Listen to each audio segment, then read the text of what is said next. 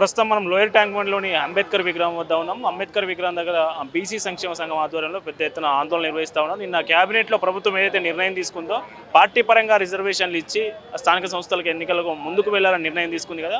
ఈ నిర్ణయాన్ని వ్యతిరేకిస్తూ బీసీ సంఘాలు పెద్ద ఎత్తున ఆందోళన చేస్తూ ఉన్నాయి. మాకు చట్టపరంగా రిజర్వేషన్ ఇవ్వాలి కానీ పార్టీ పరంగా ఇస్తే ఎట్లా అనేది ఆందోళన వ్యక్తం చేస్తున్నాయి. ఈ అంశంపై మనతో పాటు మాట్లాడడానికి బీసీ సంక్షేమ సంఘం అధ్యక్షులు జాజుల మనతో పాటున్నారు. అన్న నమస్తే. నమస్తే బ్రదర్. ఏంటన్నా మళ్ళీ మొదటికి వచ్చినట్టుగా బీసీ సంఘాల ఇష్యూ ఏంది అసలు? అంటే గత 2 సంవత్సరాలుగా బీసీలకు 42% రిజర్వేషన్లు చట్టబద్ధం కావాలని చెప్పి మేము సుదీర్ఘంగా పోరాటం చేస్తున్నాం. అందులో భాగంగానే ఇప్పటి వరకు మేము పోరాటం చేసి అసెంబ్లీలో బిల్లు పెట్టించాం, అసెంబ్లీలో చట్టం చేయించాం. అది కేంద్ర ప్రభుత్వాన్ని పంపించారు.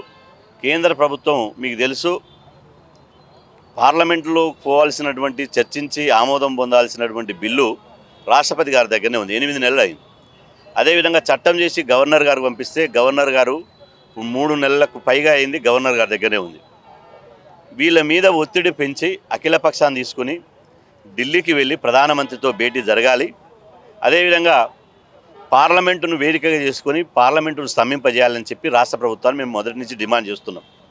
కానీ జూబ్లీ హిల్స్ ఎన్నికల్లో గెలిచినాము, మాకు ఇప్పుడే మంచి ఊపు ఉంది, మేము ఇప్పుడే గెలవగలుగుతాము అని చెప్పి వాళ్ళ మీద వాళ్ళకే విశ్వాసం లేకుండా ఇలా కాంగ్రెస్ ప్రభుత్వం బీసీ రిజర్వేషన్లు ఇలా చట్టబద్ధంగా ఇవ్వాల్సినటువంటి బీసీ రిజర్వేషన్లకు పంగనామాలు పెట్టి ఈరోజు మేము అర్ధరాత్రి క్యాబినెట్ సమావేశం పెట్టి మేము స్థానిక సంస్థల ఎన్నికల్లో ముఖ్యంగా సర్పంచ్ ఎన్నికల్లో మేము పార్టీ పరంగా 42% ఇస్తామంటారు. మేము అదే అంటున్నాం, పార్టీ పరంగా ఇచ్చే మీ బిచ్చం మాకొద్దు, మీరు ఎదిల్చే వెంగిలి వెతుకులు మాకొద్దు. మీరు ఇవ్వకున్నా బీసీలు 52% గెలుస్తారు. ఎందుకంటే గత సర్పంచ్ ఎన్నికల్లో బీసీలు 56% గెలిచారు. కాబట్టి మీరు ఇస్తున్నామని పేరు మీద ఇంకా 42% రిజర్వేషన్లు ఇవ్వడం అంటే 42% పార్టీ టికెట్లు ఇవ్వడం అంటే బీసీలను ఇంకా కుదించడమే అవుతుంది, రాజకీయంగా అణచివేయడమే అవుతుంది.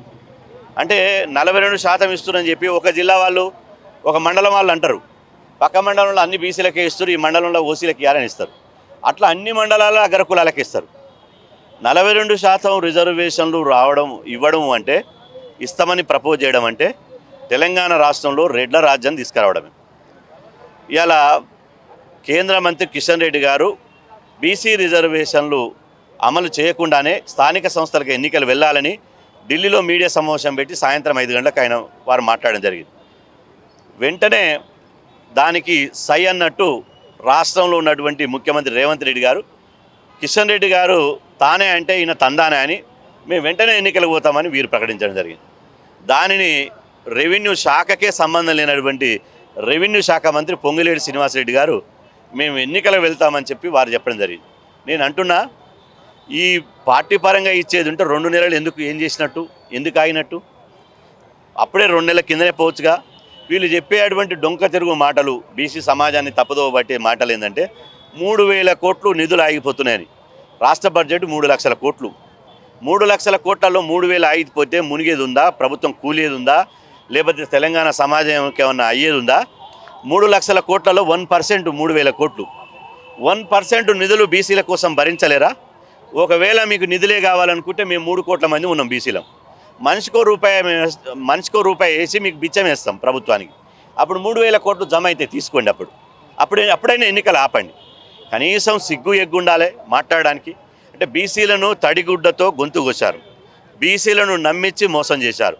ఇందులో ఇద్దరు, ఇటు బీజేపీ అటు కాంగ్రెస్ రెండే దొందే. బీసీలను మోసం చేయడంలో, బీసీలకు ద్రోహం చేయడంలో మొదటి ముద్దాయి కాంగ్రెస్ అయితే రెండో ముద్దాయి బీజేపీ. ఈ బీసీ దోషులను, ద్రోహులను రేపు బీసీ సమాజం ముందు నిలబెడతాం. మేము బీసీలో ఉన్నాం, ఎంబీసీలు ఉన్నారు, సంచార జాతులు ఉన్నారు. సంచార జాతులు సర్పంచ్ అయ్యేటోళ్ళు లేరు. ఏబీసీడీ వర్గీకరణ పెట్టాలని మేము డిమాండ్ చేసినాం, ఇప్పుడు కూడా డిమాండ్ చేస్తున్నాం. ఎందుకు ఇవాళ ఏబీసీడీ వర్గీకరణ లేకుండా సర్పంచ్ ఎన్నికలు పెడుతున్నారు? ఉద్యోగాల్లో ఏబీసీ వర్గీకరణ ఉంది, రాజకీయ రంగంలో ఎందుకు ఉండదు? మీరంటే దోసుకొని తింటారు, మాకు అవసరం లేదు. మేము వచ్చినట్టు పువ్వు వచ్చినా, పండు వచ్చినా, ఫలం వచ్చినా మేము అన్నదమ్ములం, అందరం సమానంగా తినాలి, పంచపాండవులు లెక్క. కాబట్టి మీరు అన్నీ చేసే మోసం మాటలు బీసీలను నమ్మించారు. ఇక నడవై బిడ్డ, మిమ్మల్ని తెలంగాణలో మీరు ఎట్లా గెలుస్తారో, మీరు ఏం చేస్తారో ఇవాళ మిమ్మల్ని రాజకీయంగా బొందబెట్టడానికే బీసీ సమాజం సిద్ధమైంది. ఇప్పటికైనా రాష్ట్ర ప్రభుత్వాన్ని మేము డిమాండ్ చేస్తున్నాం. ఇప్పటికైనా మించిపోయింది ఏం లేదు. స్థానిక సంస్థల ఎన్నికలు కొద్ది రోజులు ఆపండి. ఇవాళ మీరు అఖిలపక్షాన్ని తీసుకొని ఢిల్లీకి వెళ్ళి ప్రధానమంత్రితో భేటీ జరపండి. ఆ తర్వాత ఇలా డిసెంబర్ 1వ తేదీ నుంచి జరిగేటువంటి పార్లమెంట్ సమావేశాలను వేదికగా చేసుకొని పార్లమెంట్లో కొట్లాడండి, పార్లమెంటు స్తంభింపజేయండి. మీ నాయకుడు రాహుల్ గాంధీ గారు అంబేద్కర్ గారి విగ్రహం దగ్గర ఎందుకు చేసినామంటే, అంబేద్కర్ గారి యొక్క రాజ్యాంగాన్ని చేతబట్టి రాహుల్ గాంధీ గారు దేశమంతా తిరిగిండు. ఎవరి వాటా వాళ్ళకు దక్కాలి, అది రాజ్యాంగబద్ధంగా దక్కాలి, కులగణన జరగాలని. అయ్యా రాహుల్ గాంధీ గారు ఒకసారి తెలంగాణలో తొంగిసూడు. నీ ఆశయాలు తూటుపడిసి నీ మాటలు గాలి మాటలు, నీ మాటలు పేకమేడలు లాంటివే తప్ప ఆచరణ లేదని ఇక్కడ కాంగ్రెస్ ప్రభుత్వం ఇలా కులగణన చేసిన తర్వాత కూడా ఇలా 42% ఇస్తున్నారు. నేను అంటున్న 42% ఏ క్రైటీరియా తోటి ఇస్తున్నారు? 42% ఇవ్వాలని ఏముంది? రాహుల్ గాంధీ గారు ఎవరి జనాభా ప్రకారం వారి వాటా అంటున్నాడు కదా. మరి రాహుల్ గాంధీ గారు అన్నట్టు బీసీల జనాభా 60% కదా తెలంగాణలో. ఒకవేళ మీరు పార్టీ పరంగా ఇస్తే 60% ఇవ్వాలి కదా. 60% ఇవ్వకుండా 42% కుట్ర అయింది. మీ కుట్రలను, మీ జిత్తులను, మీ నక్క జిత్తుల మాటలను బీసీ సమాజం అంతా గమనిస్తుంది. మీరు ముమ్మాటికి బీసీ ద్రోహుల పార్టీలు. మిమ్మల్ని తెలంగాణ గడ్డ మీద బీసీ ఎస్సీ ఎస్టీలమంతా ఒక్కటై రాజకీయంగా భూస్థాపితం చేస్తే తప్ప బీసీలకు రాజకీయ రిజర్వేషన్లు రావు. కాబట్టి ఆ దిశగా బీసీ జేఏసీ పోరాటం చేస్తుందని చెప్పి తెలియజేస్తున్నాం. జూబ్లీహిల్స్ ఉప ఎన్నిక తర్వాతనే ఈ అంశాన్ని తెర మీదకి ఎందుకు తీసుకొచ్చారు? స్థానిక సంస్థల్లో పార్టీ పరంగానే ముందుకెళ్తామని ఎందుకు చెప్పారు? జూబ్లీహిల్స్ ఎన్నిక కంటే ముందు చెప్తే నష్టం జరిగి ఉండేదనే ఆలోచనతోనేనా? ఇప్పుడు జూబ్లీహిల్స్ ఎన్నికల్లో వాళ్ళు మేము గెలిచినాము, కాంగ్రెస్ పార్టీ గెలిచింది అనుకుంటారు. అదే నాయన మీకు తెలుసు, మీకు ఇంటెలిజెన్స్ రిపోర్ట్ కూడా ఉంది. జూబ్లీహిల్స్ ఎన్నికల్లో అభ్యర్థి ఎవరో తెలియకుండా వాళ్ళు ఇంటెలిజెన్స్ రిపోర్ట్ తెప్పించుకుంటే 7% ఓటింగ్ తోటి కాంగ్రెస్ ఓడిపోతుందని వచ్చింది. ఒక బీసీ బిడ్డ నవీన్ యాదవ్కి ఇవ్వడం మూలంగా BC card, minority card, BC SC ST మైనార్టీలంతా ఒక్కటై బీసీ బిడ్డను గెలిపించారు. ఆ గెలుపు కాంగ్రెస్ గెలుపు కాదు, అది బహుజనుల గెలుపు. మీరు వాపు చూసి బల్బ్ అనుకుంటే ఎట్లా?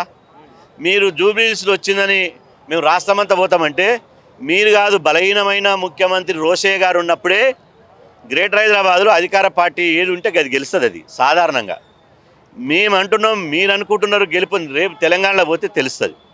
ఇప్పటికైనా మీరు జూబ్లీహిల్స్ ఎన్నికలతోటి మాకు ఊపు ఉందని పోతే మాత్రం బొక్క బొర్ల పడడం ఖాయం.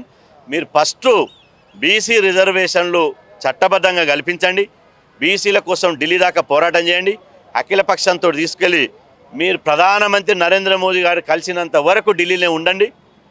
పార్లమెంటును వేదిక చేసుకొని 243 మంది పార్లమెంట్ సభ్యులను వెంట పెట్టుకొని పార్లమెంటు నుంచి రాష్ట్రపతి భవన్ వరకు ప్రదర్శన చేయండి. ఇవాళ బీసీ సమాజం ముందు రిజర్వేషన్లు అమలు చేయనటువంటి బీజేపీని దోషిగా నిలబెట్టండి. అది చేత కాదు మీకు. ఇవాళ రిజర్వేషన్ల అంశం నుంచి పారిపోయారు. ఇవాళ దీని మీద బీసీలకు కాంగ్రెస్ పార్టీ ఉన్నటువంటి బీసీ నాయకులంతా మౌనంగా ఉన్నారు. ఎందుకున్నారు అంటే బీసీలను వాళ్ళకి ఇష్టం లేదు. ఇవాళ సాక్షాత్తు బీసీ కమిషన్ చైర్మన్, రాజ్యాంగబద్ధంగా ఉన్నటువంటి బీసీ కమిషన్ చైర్మనే ఇవాళ బీసీ రిజర్వేషన్లు కొట్లాడకుండా మీరు ఈ విధంగా పోవడం కరెక్ట్ కాదని చెప్పిండు. దాన్ని చూసుకొనైనా రాష్ట్ర ప్రభుత్వం బుద్ధి తెచ్చుకోవాలి. ఖచ్చితంగా బీసీ రిజర్వేషన్లు సాధించే వరకు ఈ ఉద్యమాన్ని బీసీ జేఏసీ ఉద్యమాన్ని ఆపేది లేదు, ఇంకా ఉధృతం చేస్తామని చెప్పి సదరు తెలియజేస్తున్నాం.